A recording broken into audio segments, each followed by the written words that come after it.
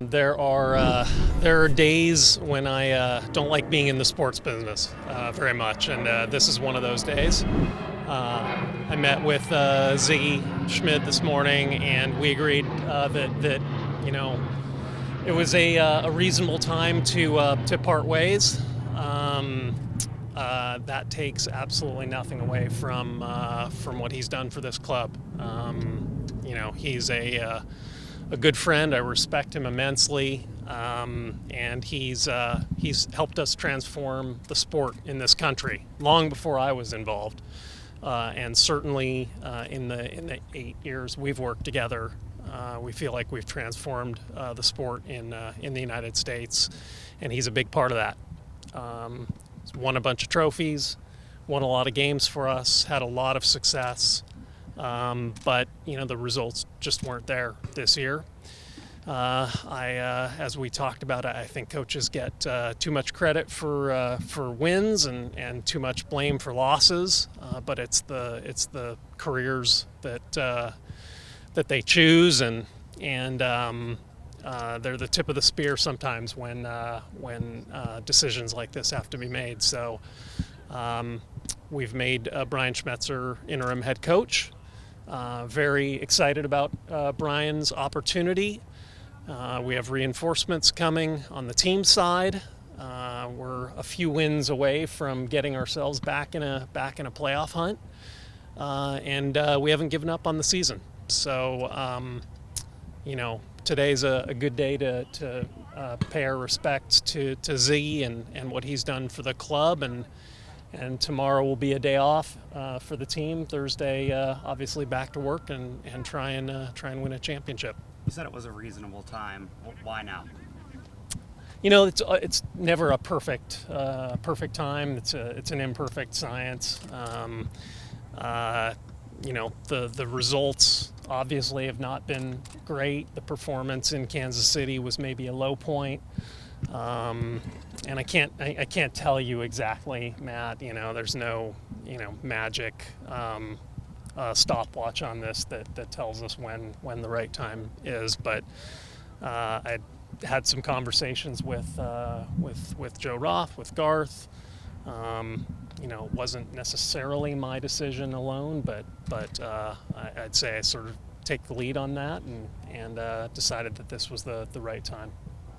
When did the thinking in this process start? I can't imagine Sunday's result started. I mean, Ziggy and I we talk all the time. We've had strings of bad results over the years. It's a continual dialogue, but obviously as results go and pressure grows, those conversations become more serious and a little more urgent, and they've certainly been building this year, and then we sat down this morning and just decided that it was right. Adrian, you mentioned reinforcements. What else are you looking for? Well, it's no secret that I think it's maybe the worst kept, well, not necessarily the worst kept secret we've ever had, but Nicholas Ladero landed at the airport today. We have some I's to dot and T's to cross, but we fully anticipate him joining our squad. A lot of other rumors about Alvaro Fernandez, and there are a few more days left in the transfer window. We don't expect to be super active, but forget those two players. It's a good addition. Ramon Torres is training, and we expect him back at some point in the near future. So it's another good player to add to the group. How much did the performance on Sunday in Kansas City shift the dialogue of your conversations? Did it make it seem any more urgent than maybe it did last week? Look, it's hard to see a game like that and not have it affect you in some way, but I wouldn't say that this was wasn't a knee-jerk decision based on a single game. What can you say about Brian Schmetzer?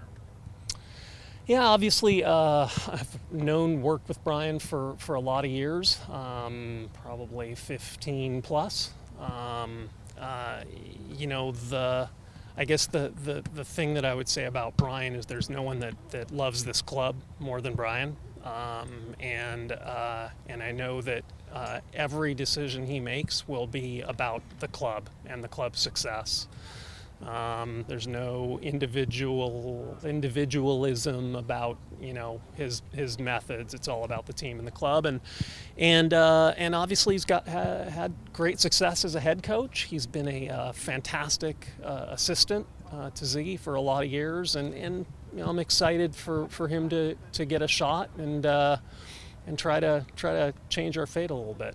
Is it unfair to call this a tryout of sorts for him in terms of potentially becoming a permanent head coach here? It may not be unfair. I mean, we're going to start a coaching search, and Brian certainly will be included in that process. So, how did you address the team, and what was the reaction in the locker room to the guys in the field? Yeah, you know, we addressed the team together, and you know, they're pros. They've been through this. You know, I'm sure that the time to react was not, you know, being addressed this morning, and I'm sure that they'll reach out to Sigi and Garth and myself and tell us how they feel over time. Who was the we that addressed the team? Sigi and myself, and then Brian Schmetzer. Is there a timeline on? How did Sigi take the news? You know, you very professionally. I think we have a lot of history together. We respect each other a lot. We trust each other. We're friends. We've had tough conversations over the years. So, and Sigi, you know, the results don't lie, and you know, head coaches are well aware of pressures and rumors, and so I don't, you know, obviously at some point you can talk to Z. I don't know that this came as a massive shock to him, but it's always tough. Did you guys ever think maybe bigger picture than just coaching staff that maybe question some of the last off-season's moves of not returning some guys? Absolutely. I mean, it's a great point. I mean, organizations win and lose. It's you know, it's why I said I think if I didn't say it before, I'll say it now, that coaches get way too much blame for losses and way too much credit for wins, and we win and lose as an organization. So again, this was a move that we felt was something that made sense, but it doesn't mean that we're out of the woods and, you know, all of a sudden by some magic formula that's going to lead us on a 7-game unbeaten run or you know, it doesn't work that way. We got to this point with our record as an organization, and organizationally we need to work our way out of that. Is there a timeline on a permanent coaching decision, Adrian? Or? No, we'll take the next few days, get ourselves organized and figure it out from there. Are you anticipating Brian to lead the team throughout the rest of the season? Yeah, that's the plan. With you knowing Sigi the way you do you think this will be the end of his coaching career? I don't know. He's super competitive, and I know he's still got fire in the belly. So, but I don't know. I think that, you know, again, probably all of us take a little bit of time to sort of let the emotions die down a little bit, and then make good decisions going forward. But Adrian, what made you guys decide that Sigi wouldn't be able to turn this around and keep you ahead? You know, it's a great question. You never know.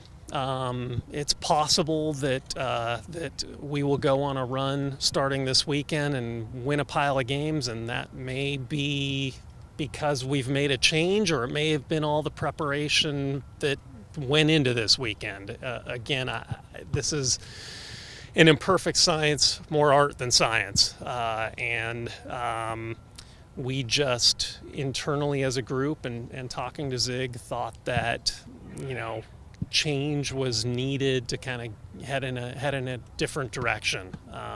But again, anyone who fires a coach or parts ways with a coach and suggests that that's the obvious solution and everything's going to go the right direction is either lying or certainly stretching the truth, because you just never know.